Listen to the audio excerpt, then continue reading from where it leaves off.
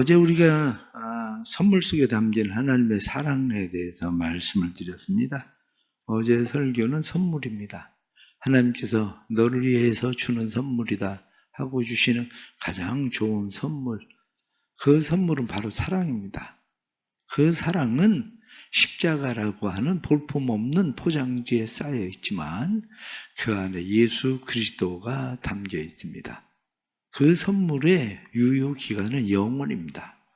대부분의 선물은 받으면 얼마 가지 않고 사라지기도 하지만 하나님께서 우리에게 주시는 선물, 영원한 사랑, 그 사랑이 우리에게 주시는 선물이다. 어제 큐티에 대해서 조금 말씀을 드릴 때에 큐티에 대해서 우리가 큐티를 하려면 기본적으로 시간을 정해라. 그리고 장소를 정해라. 그리고 말씀을 드렸습니다. 왜냐하면 시간을 정하고 장소를 정하는 것은 그래도 구별하는 겁니다. 큐티를 잘 하려면 기록해야 됩니다. 기록해야 큐티가 점점 깊어집니다. 그뿐만 아니라 기대해야 됩니다. 하나님께서 내가 말씀을 묵상할 때 내게 하나님께서 어떤 말씀을 주실까 하고 말씀에 대해서 기대감으로 묵상하는 거죠. 큐티에 대해서 좀 더 말씀을 드리면 큐티를 할 때 기본적인 순서가 그렇습니다. 큐티를 하는 사람들은 먼저 찬양해요. 찬양이 왜 중요하냐? 찬양은 우리의 마음을 여는데 굉장히 중요합니다. 하나님의 임재에 우리가 더 가까이 민감하게 만들기 위해서는 찬양하는 일이 굉장히 중요합니다. 여러분들이 기도하면서 하나님의 임재를 많이 느낍니까? 아니면 찬양하면서 많이 느낍니까? 찬양입니다. 찬양을 많이 할수록 더군다나 찬양이 내 마음에 흐르는 그런 곡조 있는 기도로 찬양을 부를 때에 하나님의 임재를 많이 느낍니다. 그래서 첫 번째는 찬양해라. 그런 거예요. 찬양해라. 두 번째는 찬양을 하고 나서 성경 본문을 읽어야 됩니다. 그런데 성경 본문을 한 번 읽어서 되는 건 아니에요. 성경 본문을 읽고 또 다시 읽고 때로는 성경 본문을 개역 개정 성경을 가지고 성경 본문을 읽고 또 다시 쉬운 성경으로 성경을 읽고 아니면 또 다른 번역서들을 가지고 성경을 읽고 이렇게 요즘은 여러분들이 성서 공예만 들어가도 성경이 여러 종류로 많이 나와 있습니다. 그러니까 성경을 그렇게 읽을 필요가 있습니다. 왜냐하면 다양하게 성경을 읽는 그러한 것들은 내 안에 다양한 사고, 하나님의 임재의 폭을 넓힐 수 있는 그런 사고를 주기 때문에 다양한 사고로 성경을 읽는 게 필요합니다. 성경을 읽고 나면 그 다음 세 번째가 묵상하기입니다. 성경을 묵상하는 거죠. 예를 들면 어제 선물, 그러면 선물이라는 것에 대해서 선물을 묵상해야 되는 거죠. 오늘 침, 그러면 침에 대해서 침이라는 게 어떤 의미를 가지고 있을까? 그리고 침에 대해서 묵상하는 거죠. 원래 큐티는 성경 본문에서 내일 또 다시 말씀을 드리겠지만 우리가 찾아야 되는 것들은 있습니다. 그런데 기본적인 것은 묵상한다. 성경에 나타난 말씀을 반복적으로 묵상한다 하는 묵상입니다. 그러면 묵상은 왜 하느냐? 이렇게 이야기하면 묵상은 적용하려고 묵상하는 거예요. 적용. 묵상은 적용한다라고 이야기하는 것은 묵상할 때에 단지 사전이나 아니면 인터넷 등등을 통해서 어떤 것을 생각하고 묵상하는 게 아니라 그 묵상 속에선 하나님께서 내게 말씀하시는 그 말씀이 무엇인가를 묵상해야 되는 거죠. 나한테 무슨 말씀을 하시는지. 그래서 그것을 묵상하는 것으로 끝나는 것이 아니라 큐티의 중요한 하나가 뭐냐? 그건 적용입니다. 큐티는 적용하기 위해서 성경을 더 깊이 깨닫고 들어가기 위해서가 큐티의 목적이 아니에요. 큐티의 목적은 성경을 깊이 깨닫기 위해서가 아니라 성경을 깊이 깨달은 그것을 내 삶에 어떻게 적용할 것인가. 적용이 큐티의 가장 핵심입니다. 그래서 여러분들이 큐티를 할 때에 큐티에 대해서 적용, 그러면 오늘 하루는 나는 무엇을 적용할 것인가? 이렇게 이야기할 때 적용이라는 것이 어제 선물 이렇게 이야기하면 선물에서 중요한 적용이 뭐냐면 그러면 나 이 선물을 누구에게 주고 싶은가 하거든요. 사실은 나는 이 선물을 누구에게 주시고 싶은가? 하나님께서 내게 선물을 주셨는데 나는 이 선물을 누구에게 주고 싶은가? 내 남편? 아니면 자녀? 아니면 이웃 중에 난 누구에게 이 선물을 주고 싶은가? 그럼 그걸 적용하는 거예요. 그 사람에게 내가 선물을 주는 거죠. 다시 말하면 문자를 보내든지 전화를 하든지 그 사람을 만나든지 이게 적용이에요. 실제적인 적용. 그러니까 이 적용은 내가 행동하지는 않았지만 큐티에서 적어야 된다고 이야기하는 게 바로 그거예요. 적어야 돼요. 적용. 내가 오늘 적용해야 될 것은 무엇인지 큐티를 적고 그리고 나서 그것을 행동으로 옮기는 거죠. 그런데 이 적용을 하고 그리고 마지막 하는 것이 결단의 기도입니다. 결단의 기도는 내 힘으로 내 능력으로만 되지는 않습니다. 하나님 도와주세요. 성령님 도와주세요. 나로 하여금 행동할 수 있게 해주세요. 나로 하여금 견딜 수 있게 해주세요. 이렇게 적용하는 일, 그리고 그 적용을 행할 수 있도록 결단의 기도를 하는 것. 이것이 큐티에 있어서 해야 되는 그러한 일입니다. 오늘 본문에 나타난 말씀은 침에 담긴 하나님의 약속입니다. 침에 담긴 하나님의 약속, 너의 수치를 감당하겠다. 한 어머니가 자기의 딸과 심한 갈등을 겪고 있었습니다. 딸과 심한 갈등을 겪고 있었던 이 어머니와 딸 사이에 결국에는 서로 결별을 하게 됩니다. 딸이 아직 제대로 크지도 않았는데 집을 나가버렸어요. 집을 나간 딸이 조금 있으면 돌아오겠지 생각을 했는데 돌아오지를 않아요. 그런데 소문을 들으니까 자기 딸 아이가 집에 돌아올 생각은 하지 않고 나이트클럽에 돌아다닌다는 거예요. 그런데 나이트클럽에만 그냥 돌아다니는 게 아니라 이 아이가 남자들을 끼고 돌아다닌다는 그런 소문을 듣게 됩니다. 엄마는 딸을 찾아야 됐어요. 딸을 찾아야 되는데 어머니가 딸을 찾기 위해서 딸에게 집으로 돌아와라. 그리고 전단지를 만들어서 전단지를 사람들에게 줍니다. 전단지를 본 사람들이 깜짝 놀랐어요. 놀란 것은 아니 딸의 얼굴을 알아야 그 딸 보고 내 엄마가 너를 찾고 있다. 집으로 돌아가야지. 그리고 얘기할 거 아닙니까? 그런데 딸의 얼굴이 아니라 왜 당신의 사진을 이 전단지에다 넣었습니까? 그럼 물었어요. 그랬더니 어머니가 하는 이야기가 내 딸의 얼굴을 이 전단지에 넣으면 내 딸이 얼마나 창피하겠습니까? 다른 사람들이 내 딸을 볼 때 어떻게 생각을 하겠습니까? 그런데 내 사진을 넣어서 전단지를 뿌려도 내 딸은 이 사진을 보면 내게로 돌아올 겁니다. 그리고 그 어머니가 전단지에 자기의 딸의 사진을 넣은 것이 아니라 그 어머니는 자기의 사진을 넣어서 전단지를 뿌리고 있었던 겁니다. 우리가 살아가면서 예수 그리스도는 누구냐? 우리를 위해서 침뱉으심을 당하신 분이 바로 예수 그리스도다. 예수님은 왜 우리를 위해서 침뱉으심을 당합니까? 예수님이 우리를 위해서 침뱉으심을 당하신 것은 너의 수치를 내가 감당하겠다. 사람들은 언제 침을 뱉습니까? 더러우면 침을 뱉어요. 더럽다고. 그래서 사람들은 누군가에게 모욕을 하려면 침을 뱉습니다. 그래서 침뱉음을 당한 사람은 수치를 느끼죠. 모욕감을 느낍니다. 그런데 예수님께서 오늘 성경 본문에 나타난 말씀을 보니까 제사장들과 그리고 서기관 바리새인 이 사람들이 예수님을 공모해서 예수님을 십자가에 넘겨주기로 작정합니다. 그리고 예수님에게 여러 가지 거짓 증인들을 들여댑니다. 거짓 증인들을 들여대서 마침내 예수님에 대해서 이야기하기를 그는 사형에 해당한다. 이렇게 이야기하면서 사람들은 예수님을 십자가에 못 박아야 된다. 이렇게 이야기하게 되는 거죠.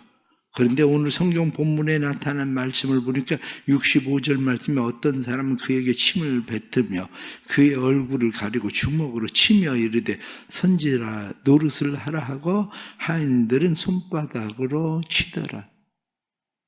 의아스럽지 않습니까? 어떤 면으로 얘기하면 자기하고 무슨 상관이 있습니까? 예수님이 메시아라고 이야기하는 그러한 일, 그것이 자기하고 무슨 상관이 있어서 이 사람들은 예수님에게 침을 뱉고 예수님을 그렇게 모욕을 할까요? 오늘날 많은 사람들이 의외로 자기하고는 별 상관도 없는데 침을 뱉어요. 자기하고 상관도 없는데 사람들을 모욕하고 수치를 줍니다. 그런데 그들은 왜 그렇게 침을 뱉고 모욕하고 수치를 줄까요? 이유는 간단하죠. 이유는 간단한 것이 그 안에 있는 죄성 때문입니다. 우리 안에 있는 죄성이라고 하는 것은 그 사람을 무시하고 모욕하고 멸시해야 내가 더 높아지는 것처럼 생각하는 거예요. 그걸 보고 소위 말하는 갑질이라고 얘기하는 겁니다. 사람들은 왜 그렇게 갑질을 할까요? 사람들이 갑질을 하는 이유는 내가 그 사람에게 수치를 주고 그 사람을 모욕하면 내가 더 높아지는 것처럼 생각하기 때문에 그렇습니다. 그런데 그 안에 담겨져 있는 가장 중요한 것은 그것이 그들 속에 죄성이라는 거예요. 죄성. 성경은 우리에게 분명히 말씀합니다. 사람은 그릇 행해서 각각 자기 길로 간다. 제 길로. 그런데 왜 사람이 그릇 행하고 제 길로 갑니까? 예레미야 17장 9절에 나타난 말씀은 사람의 마음이 만물보다 심히 부패해 있다. 만물보다 심히 부패해 있는 우리의 죄성, 그것을 우리가 신학적으로 이야기하면 우리는 전적 타락, 본질적으로 전적으로 타락한 인간이기 때문에 그렇다는 겁니다. 시편 51편 5절 말씀은 그것을 우리는 태어날 때부터 죄성을 가지고 있는 어머니의 모태로부터 날 때부터 우리는 죄인이다. 그렇게 이야기하는 겁니다. 그러기에 로마서 3장 10절 말씀은 그리고 23절 말씀은 의인은 없나니 하나도 없으며 모든 사람이 죄를 범하였으며 하나님의 영광에 이르지 못하더니 이렇게 말하는 본질적으로 죄인입니다. 몽테뉴는 이야기하기를 모든 생각과 행동에 법의 기준을 들여댄다면 평생 10번의 교수형에 처하지 않을 만큼 착한 사람은 세상에 없다. 10번 교수형을 당해도 모질란다. 이렇게 이야기하는 그런 말씀이죠. 그렇습니다. 우리는 그런 모든 일들을 당합니다. 그런데 내가 다른 사람에게 수치를 주고 모욕을 하고 뿐만 아니라 내가 다른 사람에게 수치를 당하고 모욕을 당할 때에 우리의 자세인 거죠. 우리의 태도. 예수님께서 수치와 모욕을 당하실 때에 예수님은 어떻게 하셨는가? 이사야 50장 6절에 나타난 말씀을 보면 분명하게 말씀하기를 나를 때리는 자들에게 내 등을 맡기며 내 수염을 뽑는 자들에게 나의 뺨을 맡기며 모욕과 침뱉음을 당하여도 내 얼굴을 가리지 아니하였느니라. 침뱉음을 당해도 내가 얼굴을 가릴 수도 있는데 얼굴을 가리지 않았다. 예수님께서 왜 이 침뱉음을 당하면서 왜 이 수치와 이 모욕을 그대로 당하십니까? 예수님께서 할 수 없어서 예수님께서 그렇게 하신 건가? 결코 그렇지 않다고 성경은 우리에게 말씀하고 있는 그러한 거죠. 마태복음 15장 22절에 나타난 말씀에 보면 가나안 여인의 이야기가 나옵니다. 가나안 여인이 예수님에게 찾아와서 선생님 내 딸이 흉악한 귀신에 들렸습니다. 내 딸 아이를 좀 고쳐주십시오. 이렇게 이야기합니다. 그때 예수님께서 무엇라고 말씀하십니까? 자녀들의 떡을 취해서 개들에게 주는 것이 마땅하지 않다. 아니 세상에 사람을 이렇게 모욕을 해도 되나? 사람들이 많은 가운데서 내게 이렇게 수치를 주어도 되나? 그런 생각이 들어가는 상황입니다. 아니 사람을 개 취급을 하다니 얼마든지 돌아서서 가버릴 수 있는 상황입니다. 그럼에도 불구하고 이 여인은 목표가 분명했습니다. 여인의 목표가 뭡니까? 내가 수치를 당하는 게 중요한 게 아닙니다. 내가 모욕을 받는 게 중요한 게 아닙니다. 이 수치와 모욕을 받더라도 내 딸아이가 나을 수만 있다면 그게 바로 이 여인의 마음입니다. 그러게 가난한 여인은 예수님에게 말합니다. 선생님, 맞습니다. 그러나 개들도 주인의 상에서 떨어지는 부스러기를 먹습니다.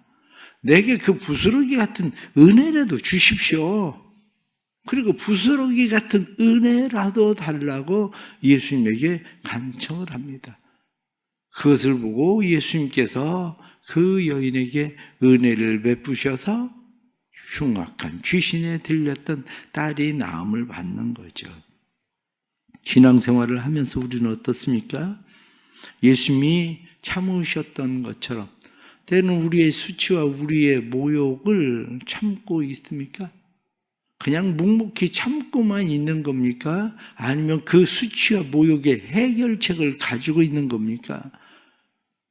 대부분의 사람들은 수치와 모욕을 받을 때에 그 수치와 모욕을 묵묵히 견디려고 부단히 견뎌보려고 애를 씁니다.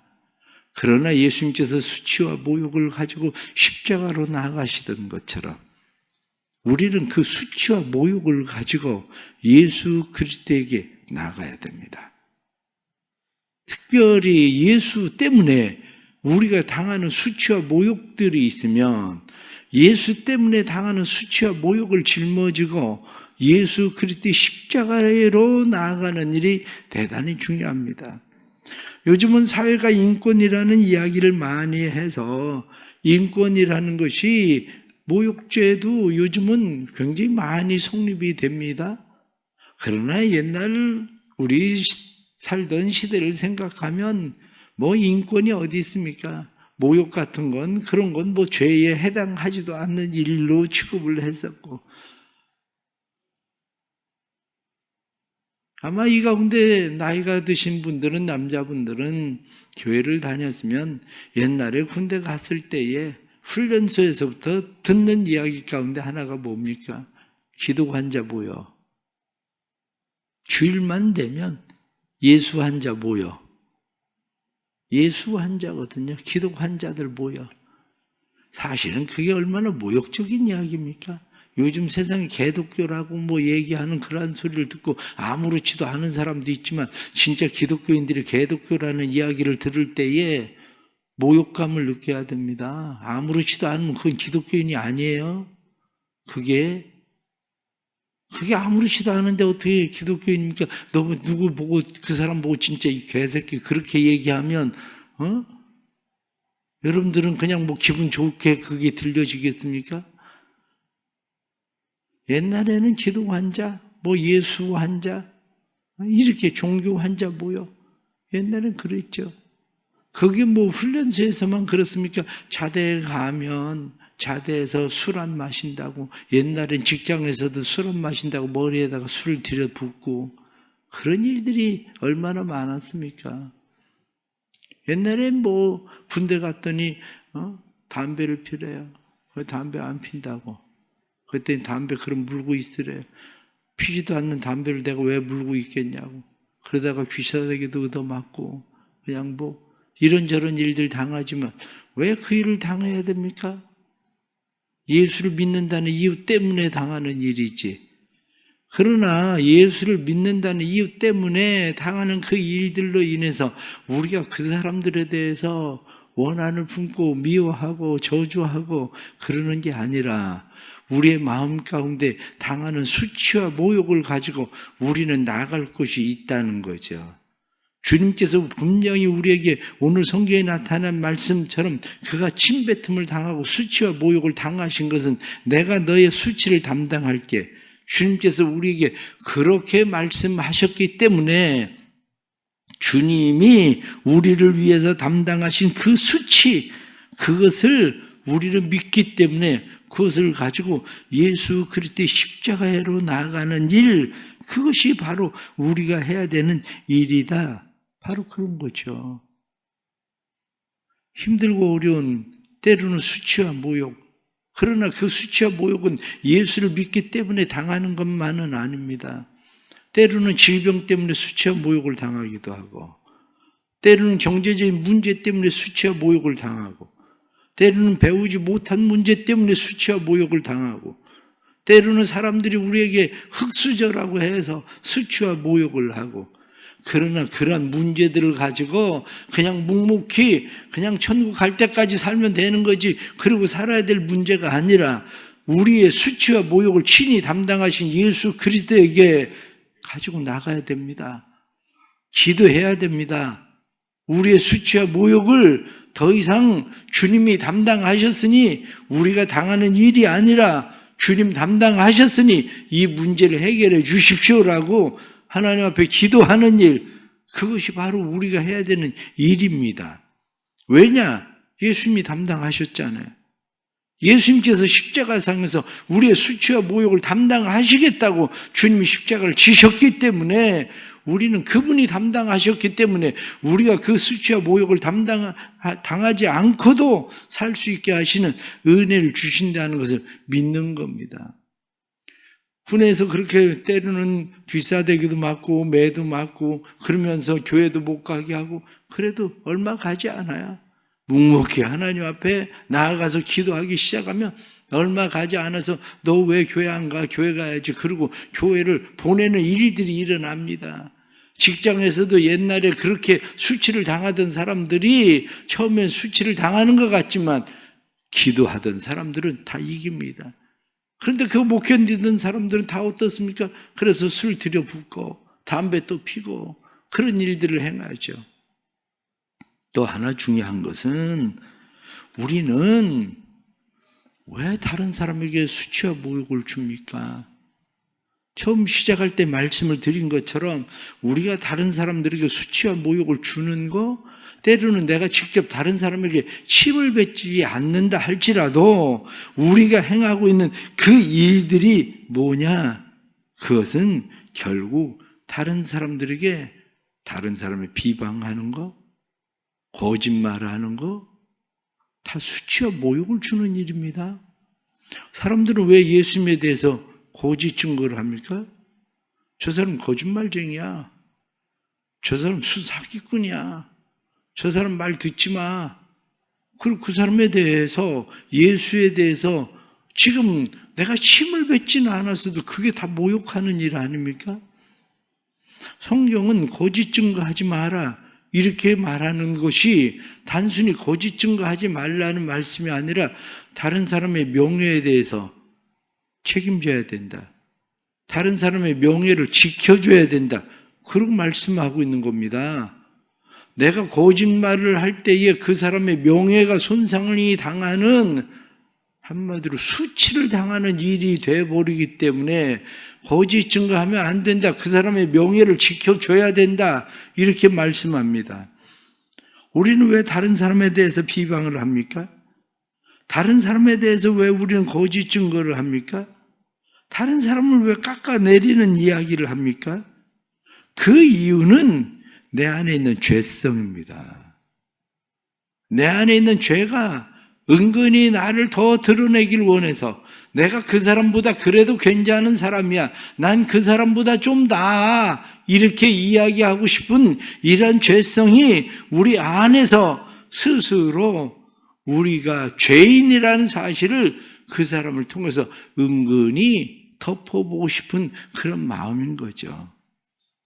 그렇다면 우리는 다시 깨달아야 됩니다. 성경은 로마서 8장 7절 말씀에 육신의 생각은 하나님의 원수가 되나니 이는 하나님의 법에 굴복하지 않을 뿐 아니라 할 수도 없음이라. 우리 안에 있는 죄성은 쉽지 않습니다. 우리 안에 있는 이 죄성이라고 하는 것이 다른 사람보다 우쭐대고 더 나아 보이게 하려고 하는, 그래서 다른 사람들을 무시하는 언어나 아니면 거짓 증거나 우리가 다른 사람에 대해서 하는 그런 모든 일들, 우리 안에 있는 육신의 생각입니다. 그러나 로마서 13장 23절 말씀, 예레미야 13장 23절 말씀에 표범이 그 반점을 변할 수 있겠느냐? 할 수 있을진데 악에 익숙한 너희도 선을 행할 수 있으리라. 오직 예수 그리스도의 십자가를 만나는 일만이 바로 그 일을 행할 수 있다는 겁니다.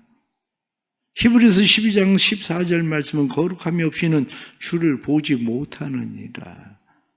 우리 안에 거룩함이 없이는 주를 보지 못합니다. 그런 주를 보지 못하는 우리의 죄, 이 악의 소득은 잠언 10장 16절 말씀에 악인의 소득은 죄에 이른다. 그러나 예수님이 우리의 죄를 짊어지시고 십자가를 지셨습니다. 그러기에 우리는 주님 앞에 나아가는 겁니다. 오늘 하루를 살아가면서 내가 다른 사람들을 이기적인 그러한 삶에 내 전적 타락한 모습을 감춰보려고 다른 사람에게 수치나 모욕을 주는 자가 되지는 않는지 살피고 우리의 삶 속에 당하고 있는 수치와 모욕, 그 부끄러움을 주님 앞에 가지고 나아가서 해결받는 귀한 은혜가 있기를 간절히 바랍니다. 기도하겠습니다. 사랑과 자비가 많으신 하나님 아버지, 저희들이 죄인됨을 고백합니다. 굳이 예수님에게 침뱉고 모욕을 줄 이유도 없는데 사람들은 와서 예수님에게 침을 뱉고 주님을 모욕하던 것처럼 수치를 주던 것처럼 군병들이 예수님에게 채찍질하는 것은 명령에 의해서 채찍질을 하지만 굳이 침뱉으며 그를 모욕할 수치를 줄 이유도 없는데 군병들도 예수님에게 침을 뱉으며 갈대로 치며 그에게 수치를 주던 것처럼 하나님 아버지, 우리는 세상을 살아가면서 굳이 다른 사람을 모욕할 수치를 줄 이유도 없는데 은근히 나를 드러내려고 수치와 모욕을 다른 사람에게 입혀서 스스로 나 자신이 좀 더 나은 사람인 채 하고자 하는 그런 마음이 우리 안에 가득합니다. 주님, 우리를 불쌍히 여겨 주옵소서. 우리를 도와주옵소서. 본질적으로 죄인입니다. 우리의 죄의 악한 습관을 가지고는 우리는 이 문제를 해결할 수가 없습니다. 주님의 십자가상에서 우리의 죄를 담당하셨으니 주님 도와주셔서 십자가에서 담당하신 주님의 십자가의 보혈의 능력이 우리를 새롭게 강하게 더 온전히 주님의 마음과 생각으로 나아가게 해 주옵소서. 세상의 여러 가지 일들로 인해서 때로는 수치와 모욕을 당한다고 생각합니다. 그러나 주님께서 침뱉음을 당하신 것은 얼굴을 가리울 수 있지만 가리지 않은 것은 내가 너의 수치를 담당할게 하고 주님의 약속이 그 안에 있으니 우리가 당하는 수치와 모욕들을 가지고 예수 앞에 나아갈 때에, 십자가 앞에 나아갈 때에 우리의 수치와 모욕이 해결되게 하시는 주의 은혜가 임하게 해 주옵소서. 사랑하는 모든 성도들, 오늘 하루를 살아가면서 다시 예수 그리스도의 십자가를 만나게 해주시고 십자가의 보혈의 능력을 경험하도록 도와주옵소서. 사순절 금식 헌금을 주님 앞에 드리며 잠비와 우물 파기에 참여하는 주의 백성들에게 은혜를 베풀어 주시고 하나님 아버지, 금식하며 드려지는 기도가 우리의 죄성은 사라지고 우리의 수치도 사라지고 오직 하나님의 영광을 위하여 사는 사람들로 변하게 해 주옵소서. 예수 그리스도의 이름 받들어 간절히 기도드리옵나이다. 아멘.